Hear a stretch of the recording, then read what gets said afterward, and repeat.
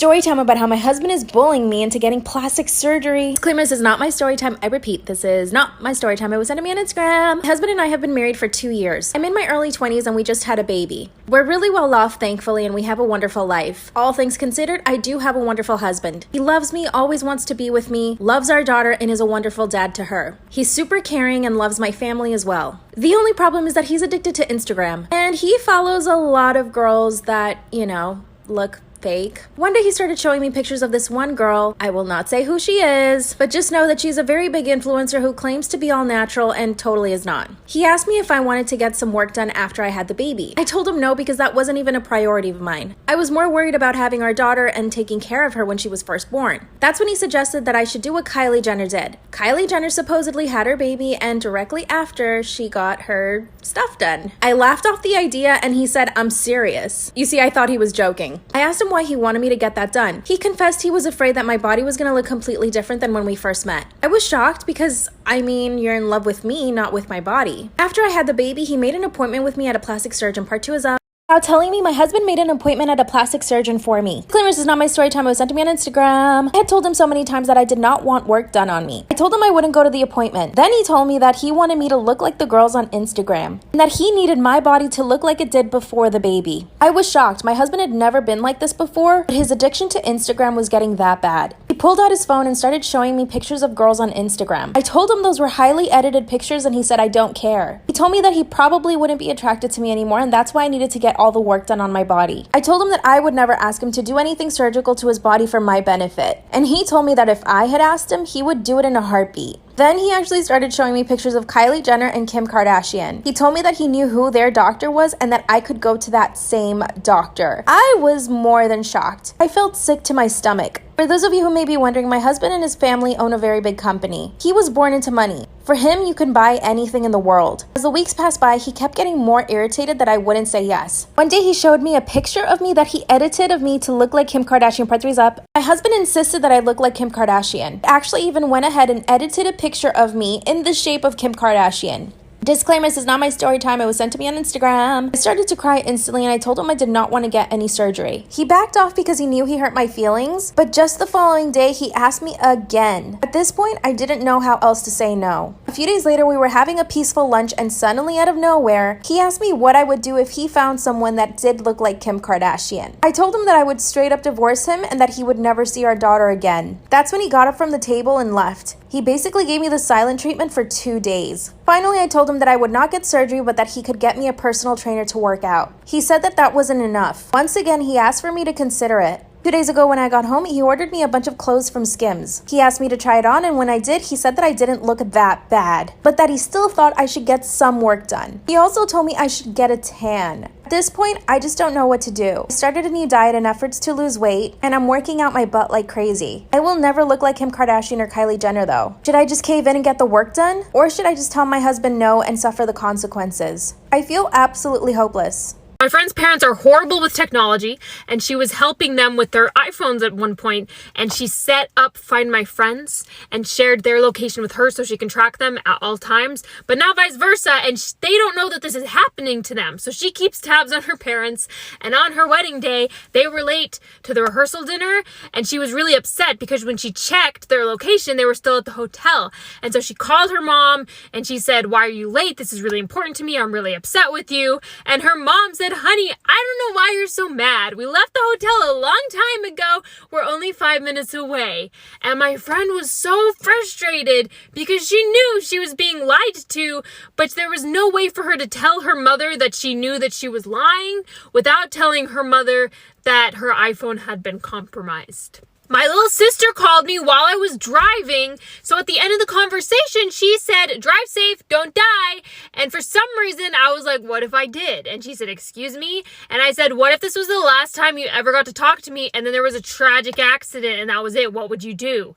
And I was fishing for some last words of some kind from her, but instead, she immediately said, "Oh, I would dye my hair blonde and then go on American Idol as you. I'd assume your identity, and that way I could have a music career as you, but then I could be myself when I wanted a private life. I could be like Hannah Montana, and then when I wanted to retire, I would just go back to being me all the time."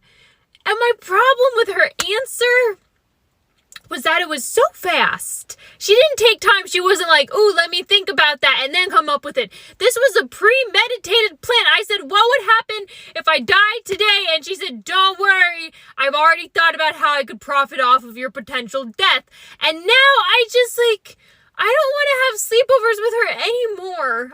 Story time about how I accidentally waterboarded myself at the gym. I was feeling dizzy before a workout as I was a bit dehydrated. Usually I go to McDonald's and grab a large unsweet iced tea for the gym. It's better than coffee, wakes me up for the workout, and it's only $1, but I hadn't done that on this day. That was my first screw up. In my slight lightheadedness, I decided to get some water from the fountain in the middle of the workout. Screw up number 2. After an hour on the treadmill, my throat starts to stick a little. I had my mask on and was doing a slow jog about 7 miles per hour, just enough for me to breathe through the mask and didn't have to remove it once during the hour spent on the machine. I hop off the treadmill and the first feeling I get is a rush of blood running away from my brain. It only lasted a second, but anyone getting up too fast from sitting or squatting a long time will know the feeling. It's similar to the dizzy feeling when being drunk. This was a good time for that drink, but because of COVID, the fountains were turned off and you're supposed to bring your own water. Oops. Okay, whatever, I'll power through this. I was doing light weights that day anyway. It'll be fine. Screw up number 3. At the end, my shirt was very sweaty and I'm feeling very dizzy and lightheaded, but it passes. Anyone who's had that feeling would know it's actually a little euphoric, and a great end is a shower. This is also where I should point out that I'm in terrible COVID condition. My belly is huge. My mother pointed out that I looked pregnant when I went to open the fridge door without my shirt on. In my dehydration, I'm not drunk dizzy, but impaired enough to forget to take off my shirt and mask as I take my towel with me to the shower.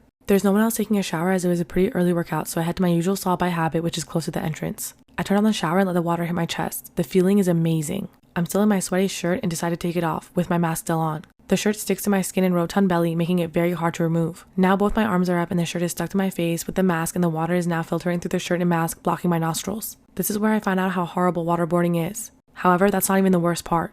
The wet mask and shirt make it instantly extremely hard to breathe as the nostrils are blocked. Instinct says to use my mouth, which is also blocked, and I start to hyperventilate, which sends water into the lungs and causes me to cough and panic. I take a few steps back with my arms still up and spin around to get away from the water. 2 very strong arms lift up my shirt and my mask with it, whereupon I'm confronted with 2 ebony pecs even the Rock would be envious of. Just below these godly pecs are abs of Hercules that puts my pear-shaped physique to shame. That's when the water decides to leave my lungs and I start hacking. Connected to this torso of discipline and genes of envy, I'm hacking spit onto the biggest wee-wee I've ever seen on this side of corn. The glorious footlong is inches from my face where previously only a Subway sandwich had been. The manliest of hands pat my back like a baby being burped. Through tears and embarrassment, we both realize there's a third person that just walked in. Me bent over coughing in the heat from this giant schlong caressing my face. Said person turns on his heels and nopes out. I utter some thanks to my savior and we both decide it's best not to talk about it and finish our showers. Mine was the shortest shower I'd ever had. I rushed to dress and possibly find the third person to hopefully explain, but he was gone by then. On my way out, the Dwayne "The Rock" Johnson, whose Johnson was inches away from my face, was done with his shower. He has a look of don't say anything, but I spend a few minutes with him thanking him as he's getting dried and dressed. He seems cool with it, I think, but I haven't been back in weeks. I adopted my dog Tank when I was 20. He had minor issues like leash walking and prey drive. Issues that I fixed. This dog is a saint, never bit anyone or shown any aggression. He's very well trained and now he's 5 years old and 60 pounds. My boyfriend and I live in an apartment with my dog. We moved in together last year, but we've been dating for 4 years. In December, my boyfriend's mom invited herself to come visit us in the summer. Now when she decided this, we were under the impression that she would stay at a hotel or something. We live in a small, really small 2-bedroom apartment, but we use the second room as a shared office space. But whatever, we'll deal. We can throw in a bed and move the room around. However, 3 weeks ago, she was talking to my boyfriend saying she would be staying for 2 weeks because she wanted to sightsee and because she really wanted to be with us. I could tell he was happy about this because he misses her and doesn't get to see her a lot because we live so far away from her. I wasn't going to argue with it because I know it makes him happy. However, then she called again last week. She told my boyfriend that she wouldn't feel comfortable if Tank was in the apartment with her because he's big and you can't trust dogs like that. She said she didn't feel comfortable with his size or breed. Also that he could be unpredictable because I got him a yearish old and don't know about his past. She asked my boyfriend if he would have my dog boarded the whole time while she was there. He brought it up 3 days ago and I immediately said no. He asked me if I would think about it and I said no again.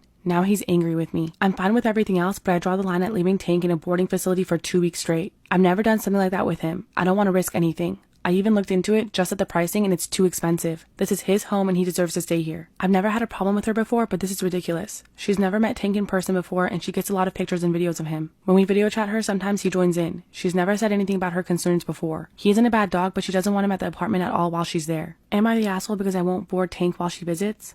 After about a week of silence, waiting for each other to bring this up, I bypassed my boyfriend and went to his mom. I reached out and talked about her feelings for Tank. It started out pleasant. Then I told her BF said that she wanted my dog boarded. I asked why she didn't feel comfortable with Tank. Her direct quote was, "You don't know what his past is. He's big and unpredictable and I don't want to be staying with that. It would be different if you knew, but you don't. I just don't feel comfortable sharing a space with a dog that may attack me for going to pee in the middle of the night or grabbing a cup of water." I was angry and didn't want to scream to make her upset, so I said very politely, "If you don't feel comfortable living with Tank for 2 weeks, even though your own son has been since August, you can stay in a hotel while you visit." And I hung up on her. My boyfriend got home a few hours later and was angry because I talked to her, made her upset, and then hung up on her. Now she thinks I hate her. He said I wasn't being fair to her. I asked why he wanted me to board Tank so badly. He knows he wouldn't attack her or do anything aggressive towards her. All he had to say was boil down to, can't you just do it to make this whole thing easier? He's a dog. We argued at some point in circles. How Tank is a dog, he doesn't get rights in the apartment, and things got worse when I asked what would happen in the future if we were still together and she decided to visit when we were living in a house. He said that it would be different because we could put him in a room or something. So my dog has to be penalized for living in our home with us when your mom visits? When I adopted Tank, I took responsibility of taking care of him, making him my first priority, and treating him with respect as he is a living creature. I see him as I would a child. I do the same things for him as someone does for a child. He is family, 4 paws or not. I made a clear choice that night. While his mother may still be visiting whenever it is safe to do so, it won't be in this apartment. We came to a truth. This and other things we talked about are big and can't be ignored. We realized we don't want the same things, and it's not something you can compromise on. So, this all started with what I thought would eventually be my future mother-in-law wanting me to board my dog, and ended up with me and my boyfriend mutually breaking up after 4 years of dating.